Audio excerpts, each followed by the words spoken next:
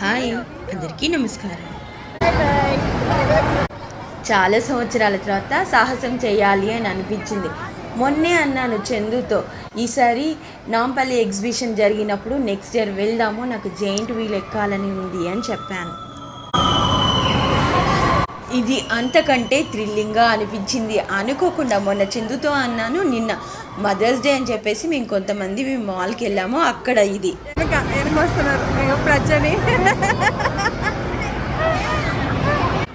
ఓం చిన్నగా ఉన్నప్పుడు వాడిని ఒళ్ళో పెట్టుకొని కూడా కొలంబస్లు, ఒక కైండ్ ఆఫ్ బిగ్ రోలర్ కోస్టర్లు కాదు కానీ మోడరేట్లీ ఒక చిన్నవి రోలర్ కోస్టర్లు అవి కూడా ఎక్కాను. మెల్లిగా భయం జీవితంలో ఎప్పుడు మొదలైందో తెలియదు.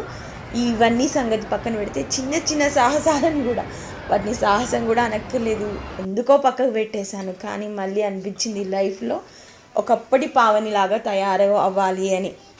అది ఇలా నిన్న మదర్స్ డే రోజు జరగడం చాలా హ్యాపీగా అనిపించింది.